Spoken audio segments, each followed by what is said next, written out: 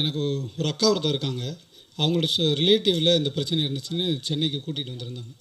So அங்கே கூட்டிகிட்டு வரும்போது இந்த மாதிரி சொன்னாங்க, ஹாஸ்பிட்டலில் இந்த மாதிரி ஐவிஎஃப் போயிருக்காங்க அப்படின்னு. அப்போ எனக்கு ஐவிஎஃப்பில் என்ன பண்ணுவாங்கன்னு எனக்கு தெரியாது. இப்படி குழந்தை இதுக்கு ஹாஸ்பிட்டல் இருக்காங்கிறது எனக்கு தெரியாது. இது 2014 நடந்த சம்பவம். அப்போது அங்கேருந்து தான் எனக்கு வந்து ஸோ இப்படி நடந்துச்சுன்னா இப்போ ஒரு வேளை மாற்றி இருந்துச்சுன்னா அப்போ அந்த கேரக்டர் என்னவோ உருவாகும், இந்த இடத்துக்கு போகிறதுக்கு என்னவாக இருக்கும், அப்போ இதை சார்ந்த கருத்தியெல்லாம் நம்ம என்ன சொல்ல போகிறோம் அப்படிங்கிறது அங்கேருந்து அது கொஞ்சம் கொஞ்சம் எவ்வளோ ஆகி வந்தது தான் சொல்லுங்கள்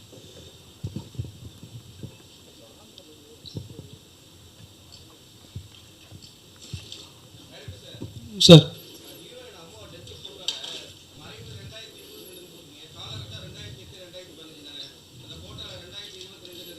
ஆமாம் சார், தப்பாக பண்ணிட்டோம் சார். அது வந்து எடுக்கும்போது அந்த காலகட்டத்தை மென்ஷன் பண்ணாமல் நாங்கள் எடுத்துட்டோம் அதில் நடைமுறையாக. அப்புறம் படம் பார்த்துட்டு சில பேர் வந்து கொஞ்சம் பீரியடை மாற்றிக்கலாம் அப்படிங்கிற மாதிரி சஜஷன் கொடுத்தனால அதுக்கப்புறம் போஸ்ட்டில் தான் அந்த பேர் போட்டனால அந்த தவறு நடந்துருச்சு.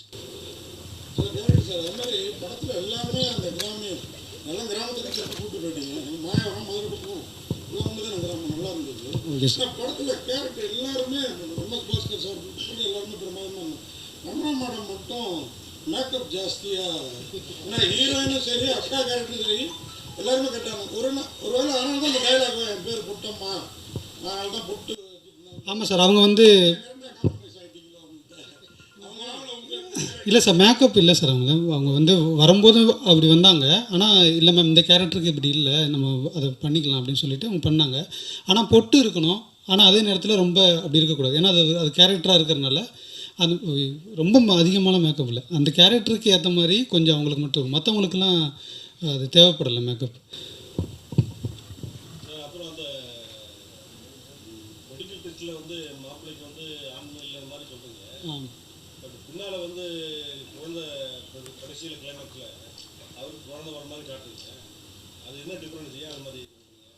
இல்லை சார், இங்கே வந்து இல்லை சார், அப்படி இல்லை சார். அது இப்போது ஒரு ஸ்பேம் வருது அப்படின்னா அதில் வந்து கிட்டத்தட்ட ஒரு 15 மில்லியன்லேருந்து 80 மில்லியன் வரையும் இருக்குது. அதில் ஒன்று தான் வந்து உயிர் பெறுது அப்படிங்கிறது தான். அது ஒன்று இல்லை அப்படிங்கிறது யாராலையும் எந்த அறிவியலும் எந்த மருத்துவமும் சொல்ல முடியாது. அப்படி இருக்கும்போது 15ல் 1 கூட இருக்காதா? அதுக்கான சூழலை மட்டும் உருவாக்கணும் அப்படிங்கிறது. ஆமாம், சந்தோஷமாக என்ன சூழல் இருக்கணும் அப்படிங்கிறது தான் அடிப்படையாக இருக்குது.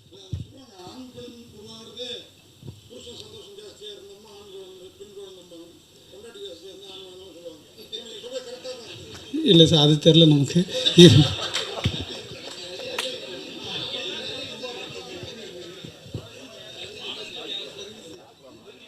லிரிக்ஸ் வந்து இவர் தான் சார் பண்ணுங்க. எல்லா பாட்டுமேயோட லிரிக்ஸும்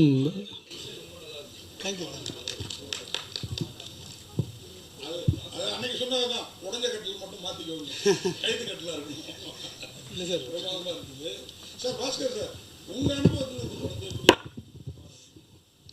இல்லை, ரொம்ப ஒரு வாழ்வியல், ஒரு இயற்கையான ஒரு விஷயம். இப்போ அவர் சார் கேட்ட மாதிரி வந்து அதுக்கு ஒரு பதில் நான் சொல்கிறேன். எனக்கு தெரிஞ்சு ஒருத்தர், உங்களுக்கு எல்லாருக்கும் தெரிஞ்சவர் தான், பேர் வேண்டாம், 18 ஆண்டுகள் அவருக்கு குழந்தை இல்லை, 18 வருஷம் கழித்து குழந்தை பிறந்தது. அது எப்போ அவங்களுக்கு வந்து அந்த அந்த உயிரணு எப்போ ஜாஸ்தி ஆகுது, எப்போ அது யாருக்கு கம்மியாகும், எப்போ குழந்தை பிறக்கும், அந்த மாதிரி எல்லாம் வந்து வர்றதுன்றது வந்து ஒரு மிகப்பெரிய இயற்கையினுடைய ஒரு அற்புதம்னு சொல்லணும். அந்த மாதிரி இந்த படத்தில் பார்க்கும் பொழுது அது இயற்கையினுடைய அற்புதம் தான். இதில் வந்து நீங்கள் பசுமாட்டுக்கு கூட நீங்கள் எடுத்துங்களேன், நம்ம ஊர் பக்கம்லாம் பாருங்களேன், இந்த ஊசின்றது இப்போ தான் நம்ம வந்து ரொம்ப வருஷத்துக்கு அப்புறம் தான் கேள்விப்படுறோம். அதில் கூட எத்தனை மாடுகள் வந்து உடனடியாக சனி பிடிச்சிருது இல்லையா? அந்த மாதிரி அதுக்கும் ஒரு நேரம் காலம் இருக்குது, அதுக்கும் ஒரு எப்போ அமையணும் அப்படிங்கிறது ஒன்று இருக்குது. அந்த மாதிரி இந்த படம் வந்து ரொம்ப அதை ஆராய்ந்து, அந்த தரவுகளெல்லாம் ஆராய்ந்து தான் தம்பி பாஸ்கல் வேதமுத்து பண்ணியிருக்கார் அப்படின்னு நான் நினைக்கிறேன். எனக்கு தெரிஞ்சு இந்த படம் வந்து ரொம்ப ஒரு இயற்கையான ஒரு படம், ரொம்ப ஒரு அருமையான ஒரு படம். எனக்கு டைரக்டர்கிட்ட கேட்க வேண்டிய ஒரே ஒரு கேள்வி எனக்கு புரியல. நான் ரமா மேடம்கிட்ட கூட கேட்டேன், அந்த ஃபஸ்ட்டு பையன் யாருடைய குழந்தை?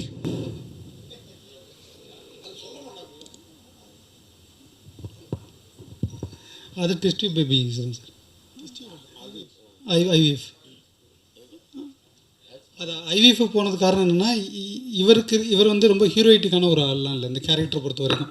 இவருக்கு வந்து ஒரு ஆதிக்க மனநிலை இருக்குது, இவருக்கு ரொம்ப பழமையானமான ஒரு கேரக்டரு. அதனால அந்த ஆதிக்கத்தை உடைக்கிறதுக்கு தான் ஐவிஎஃப் உள்ளே போக வேண்டியதாக இருந்துச்சு. அது இவர் எப்படியா புரிஞ்சுக்கிறாரு அப்படிங்கிறது தான் அந்த படத்தோடைய ட்ராவல். அதுக்கு முடிகிற இடம் தான் அவர் ஹீரோவாக தவிர படம் முழுவதும் இல்லை நான் சொல்கிறது என்னென்னு கேட்டிங்கன்னா, ஐவிஎஃப்ன்றது வந்து எப்படின்னு கேட்டிங்கன்னா இந்த மெடிக்கல் டேர்ம். ஆமாம் சார். டாக்டர்ஸுக்கு ரொம்ப ஹைலி எஜுகேட்டட் இந்த இதில் இருக்கிறவங்க இவங்களுக்கெல்லாம் நல்லா புரியும். பட்டு ஒரு கிராமத்து மக்களுக்கு அது புரியுமா?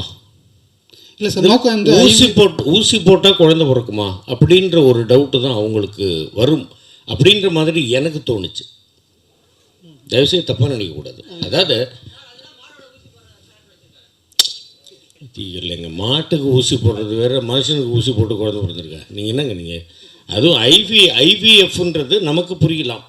கிராமத்து மக்களுக்கு, படிக்காதவங்களுக்கு, அந்த படிப்பறிவு இல்லாதவர்களுக்கு இது புரியுமா அப்படிங்கிறது. நான் வந்து நம்ம குழந்தை இல்லாதவங்களுக்கு அது எப்படி உயிர் உருவாகுது அப்படிங்கிறது அந்த கிளாரிட்டி மட்டும்தான் எனக்கு இருக்குது. அது சம்மந்தமாக இது இன்னும் குழந்தை இல்லை அப்படிங்கிறது அது ஒரு விளைவு. 2 பேரும் வந்து ஆணும் பெண்ணும் சேர்றாங்க, அதில் தான் குழந்தை உருவானே தவிர இந்த குழந்தை பெற்றுக்கணும் அப்படிங்கிறக்காக உடல் வைக்கிறதோ இல்லை குழந்தை வேணாங்கிறக்காக உடல் வைக்கிறதோ இது எனக்கு இது அந்த கருத்துக்கு நான் எதிரானது. அதனால் எனக்கு தெளிவு என்னென்னா, குழந்தை ஒரு படைப்பு எப்படி உருவாகும் அதுதான் சொல்ல வேண்டியதாக இருந்துச்சு. அதனால் அது மட்டும்தான் பேசணும்னு நினைக்கிறேன். இப்போ ஐவிஎஃப் சம்மந்தமான பல கேள்விகள்லாம் இருக்கும், அது தேவையில்லைன்னு நினைக்கிறேன். இந்த கதைக்கு தேவையில்லாதனால அதை நான் அதை தவிர்த்துட்டேன். இல்லை அது ரொம்ப அருமையான லாஸ்ட்டில் வந்து சொன்னது வந்து குழந்தை வேணுங்கிறதுக்காக வந்து நம்ம இருந்தோம். ஆணும் பெண்ணும் எப்போ சந்தோஷமாக இருக்கிறாங்களோ அப்போ தான் அவங்களுக்குள்ள மூன்றாவதாக ஒரு உயிர் தோணுதுங்கிறதெல்லாம் ரொம்ப ஒரு கவிதைத்துவமான ஒரு விஷயம். அதெல்லாம் ரொம்ப ரசிக்கிற மாதிரி அருமையாக இருந்தது. அந்த அந்த அந்த 2 உயிர்கள் இன்பம் அடையும் போது 3வது உயிர் உருவாகும், இது படைப்பின் ஒழுங்கு அப்படிங்கிறது எனக்கு வந்து இந்த ஸ்கிரிப்ட் எழுதும்போது எனக்கு வந்து அந்த அறிவு இல்லை.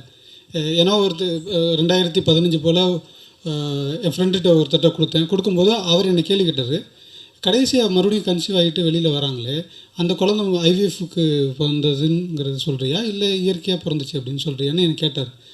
நான் அப்போதைக்கு சொன்ன பதில் வந்து, அது ஆடியன்ஸ் என்னவா புரிஞ்சுக்கிட்டோம் எனக்கு தெரியல, அது அவங்களா புரிஞ்சுக்கிட்டோம் அப்படிங்கிற பார்வை மட்டும்தான் இருந்தது.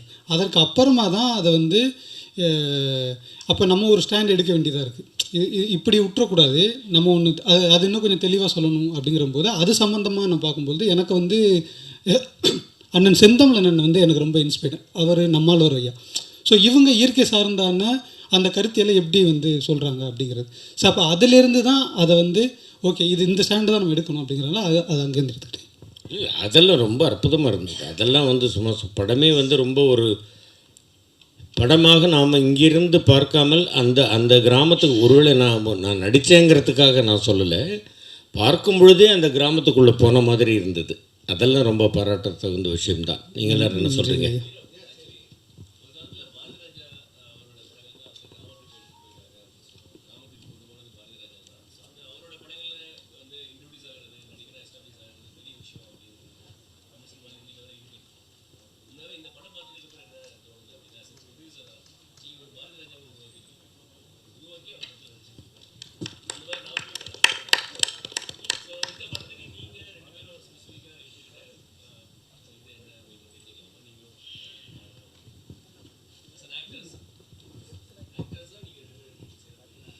இல்லை அது எங்கே ஆரம்பிக்குதுன்னா சார், ஸ்கிரிப்ட் படிக்கும்போது. ஸோ ஸ்கிரிப்ட் படிக்கும்போது எனக்கு பெத்த பெருமாள் அப்படின்ற அந்த கதாபாத்திரம் மிகவும் நெருக்கமாக இருந்துச்சு. அதையும் தாண்டி வாழ்வியல் சிந்தனை இருக்கிறதுனால அதை நோக்கி பயணிக்கணுன்ற அந்த எண்ணம் வந்து என்னை அங்கே கூட்டிகிட்டு போய் விட்டுச்சு. ஸோ அதுதான் பெத்த பெருமாள் கிட்ட எனக்கு ஏற்பட்ட நெருக்கம். ஸோ இன்றைக்கி இந்த ஐவிஎஃப் இந்த மாதிரியான விஷயம்லாம் படைப்பு வணிகமாகிறது வந்து தவிர்க்க வேண்டிய ஒரு விஷயம்ன்றதை நான் பார்த்தேன். ஏன்னா அது வணிகமாக வேண்டிய ஒரு விஷயம் கிடையாது. ஏன்னா அது நம்பிக்கையை உடைக்க ஆரம்பிக்குது. எப்போ வணிகமாவதோ ரொம்ப ஈஸியாக நம்பிக்கையை உடைக்க ஆரம்பிக்குது. 3வது மாதம் 4வது மாதத்துலேயே நீ அதுக்கு சரிப்பட்டு வர மாட்டேன்ற அந்த ஒரு இடத்துக்கு 2 பேரையும் தள்ளிடுறாங்க. ஸோ அந்த 2 கதாபாத்திரங்களாக பெத்த பெருமாளாகவும் பாண்டியாவும் என்னால் மிக எளிதாக பொருந்தி கொள்ள முடிஞ்சுது.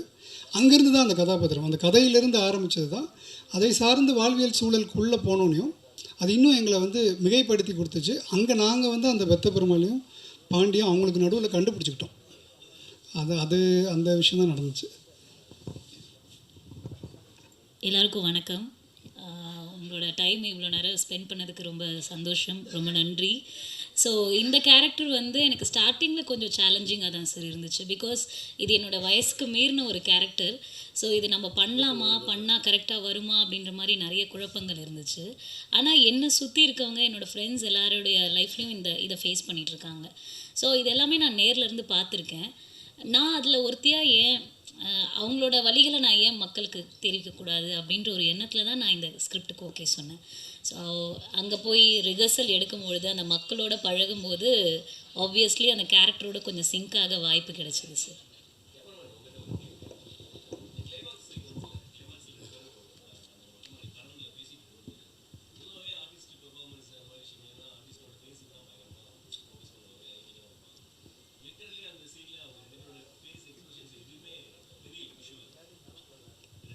Okay okay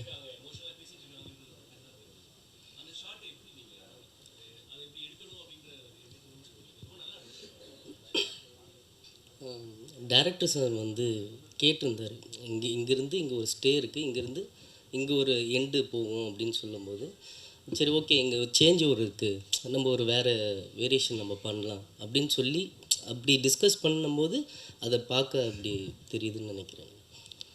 okay thank you.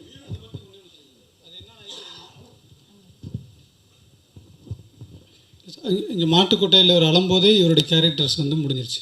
அதே மாதிரி பாண்டி கிணத்து சீனில் இருக்கும் பொழுது நீ தான் முக்கியம் நினச்சேன், குழந்த தான் எனக்கு முக்கியம், நீ தயவுசெய்து என்னை விட்டு நாங்கள் வந்துக்கிறோம் அப்படிங்கிற போது அங்கே அந்த கேரக்டராக அங்கே வந்து நின்றுச்சு. அதற்கப்புறமா அவங்களுடைய எமோஷ்னல்ஸ் பெருசாக தேவைப்படலை.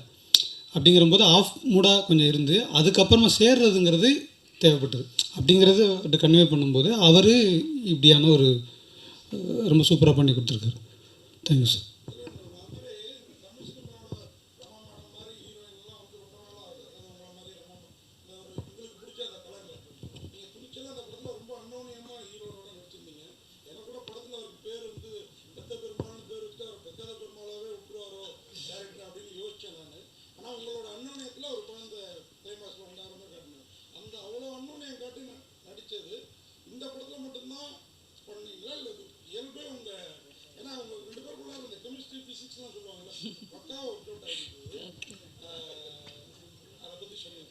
இல்லை சார், நான் ஆக்சுவலி இந்த மாதிரி ரொமான்ஸ் அந்த மாதிரி சீன்ஸ் எதுவுமே பண்ணவே கூடாது அப்படின்ற ஒரு நோக்கத்தில் தான் சினிமாக்குள்ளே வந்தேன்.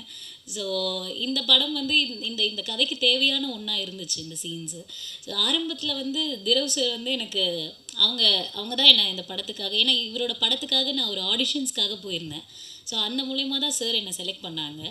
ஆரம்பத்தில் கொஞ்சம் ஒரு மாதிரியாவது இருந்துச்சு. நீங்கள் இப்போ பார்த்த சீன்ஸ்லாம் கூட பார்த்திங்கன்னா நாங்கள் அந்த இடத்துல சிரிச்சுக்கிட்டு இது நான் ரியலாக சிரிக்கிற சிரிப்பு அது.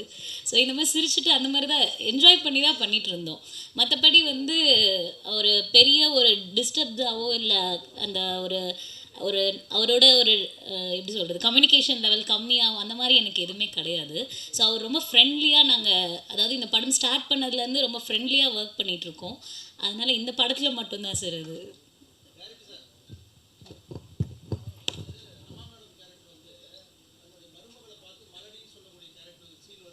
ஆமாங்க சார்.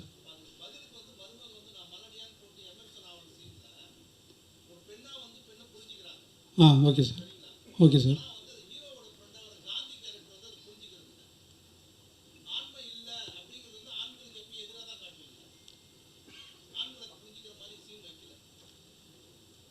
இல்லை சார், இதே ஆம்பளை குழந்தை பெற்றாதாங்கிறத வந்து அப்படி தானே ஆண்கள் நிறைய பேர் அதோடு தொடர்படுத்தி இருக்கிறாங்கல்ல. இல்லை சார், அப்படிப்பட்ட கேரக்டராக காந்தியா இல்லை. அவங்ககிட்ட என்ன குறை இருக்கோ அதை நோண்டுற கேரக்டர் தான் அந்த கேரக்டர். இல்லை சார், ஆம்பளை அப்படிங்கிறது உடையிற தன்னை புரிஞ்சுக்கிறது இன்னொருத்தவங்க மூலமாக இல்லை, தானே புரிஞ்சுக்கணும். அதுதான் அந்த கேரக்டர் பெத்த பெருமாள். அவரே தானே புரிஞ்சுக்கிறது தான் அந்த கேரக்டருடைய ஸ்ட்ராங்குன்னு நினைக்கிறேன். அது இன்னொருத்தவங்க சொல்லி புரிஞ்சால் மறுபடியும் அது அவங்களுடைய பாயிண்ட் ஆஃப் வியூ மாறிடுது. என்கிட்ட ஆதிக்கம் இருக்குங்கிறத நான் உணரணும்ல. முதல்ல நான் உணர்ந்தால் தானே அது சரியாக முடியும். இன்னொருத்தன் சொல்லி அதை உணருங்கிறது உணர முடியாது. அது அறிவியலை கருத்தாக அதை புரிஞ்சுக்கலாம். ஆனால் உண்மையிலே உணர்ந்தால் தானே நான் பண்ணுற தப்பு ஆதிக்கங்கிறது அவன் மனசில் உள்ளது அவனே உணரணும். அதுதான் அந்த கேரக்டர். அப்படி தான் அந்த ஆண் தன்மையை இவரதே உணர்ந்து தான் அவர் வெளிக்கொண்டு வந்தார்.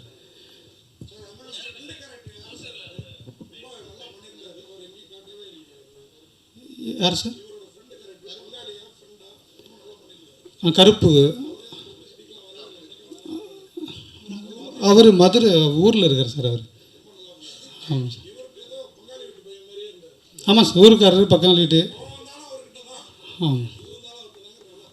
Okay sir, thank you sir. இல்லை சார், அது வந்து இப்போது படம் பார்க்குறதுக்கு முன்னாடியான பல கேள்விகள் இருக்கும். இது இன்னொன்று இந்த போஸ்டர்ஸ் வந்து ஒரு தன்மையில் மட்டும் இல்லை, இவங்களுக்கு பலவிதமாக பல விஷயங்கள் இதுக்குள்ளே புரியும் அப்படிங்கிறதுக்காக இந்த போஸ்டர்ஸ் வச்சோம். அது படம் பார்க்கும் பொழுது அது இது சரியாக கன்வே பண்ணிடும் அப்படின்னு நம்பினேன். அது ஆயிடுச்சுன்னா சந்தோஷம், இல்லை மறுபடியும் அது சர்ச்சை ஆயிடுச்சுன்னா அது நம்ம பேசி ஆகணும் சார்.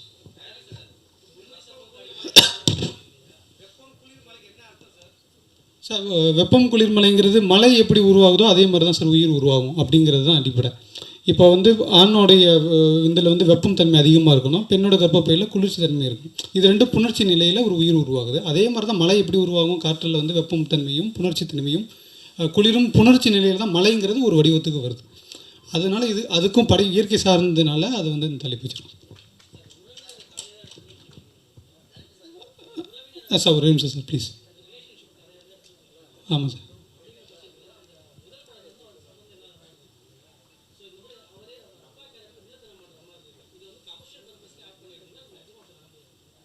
இல்லை சார், பேசிகிட்டு இருக்கும்போது சொன்னது மட்டும்தான் சார் எடுத்துக்கிட்டேன். இப்படி ஒரு ஐவிஎஃப் இருக்குது, இப்படி குழந்தை பெற்றுக்கிறங்கிறதே எனக்கு தெரியாது. இப்படி ஒரு நான் மாட்டுக்கு தான் பார்த்துட்ருக்கேன் ஊரில், ஏன்னா பக்கத்தில் நம்ம மாடு வளர்க்குறோம், இதுதான் நான் பார்த்துட்டு இருந்திருக்கேன். அதே இது இங்கே மனுஷனுக்கு இப்படி நடக்குதா, அதை வந்து சோகால்டு ஆம்பளை அப்படிங்கிறத அதை எப்படியா எடுத்துப்பான் அதை அப்படிங்கிற. ஆமாம். இல்லை சார், அதெல்லாம் இல்லை சார். அதான் சார், நாட்டு மட்டும்தான் சார் அது அது எனக்கு புரியாத இடத்துலேருந்து எடுத்துக்கிட்டேன். ஐவிஎஃப் பற்றி எனக்கு சுத்தமாக அறிவே இல்லாத இடத்துலேருந்து இப்படி ஒரு கேரக்டர் இருந்தால் என்ன அப்படிங்கிறது தான் சார். அது முழுக்க கற்பனை தான். அது கேரக்டர் சார்ந்த கற்பனை தான், மற்றபடி நடந்தது நிகழ்வுங்கிறது ஒன்றுமே இல்லை. அது டிஸ்கஷனில் பேசிகிட்டு இருப்போம்ல, இப்படி ஒரு போகிறோம் அப்படின்னா அங்கேருந்து எடுத்தது தான் அது சார்.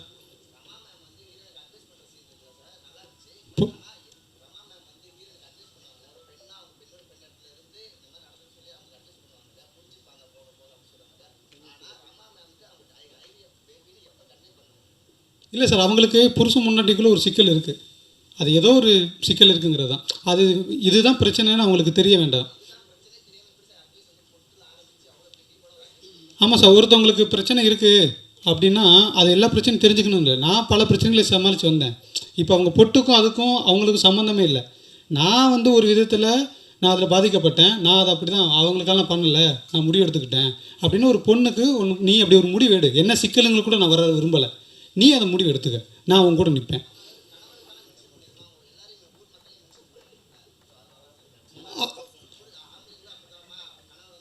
இல்லை சார், அவனை ஆம்பளை தானே, போக புரிஞ்சுப்பாங்கிறது தான் சார் சொன்னாங்க. ஒட்டுமொத்த ஆம்பளைங்களும் அவங்களை புரிஞ்சுப்பாங்கன்னு அப்படி ஒன்றும் மென்ஷன் பண்ணல சார்.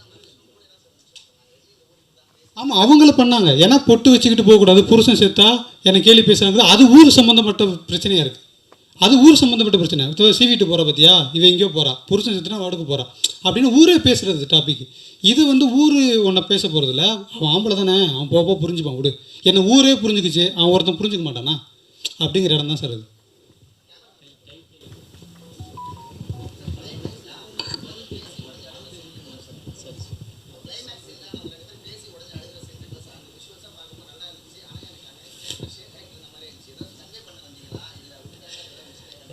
இல்லை அது ஃபுல்லாக கையில் எடுத்தது தான். அது அவர் டைரக்டர் வந்து ஃபுல்லாக ஒரு சின்ன ஷேக் இருக்கணும், அந்த ஃபீல் கிடைக்கும் அப்படின்னு சொல்லி பேசி எடுத்தது தான். அது ஃபுல்லாமே அந்த சீன் ஃபுல்லாமே ஒன் டேக்கில் போச்சு, கையில் இது பண்ணிட்டு. இல்லை என்கிட்ட டிஸ்கஸ் பண்ணப்போ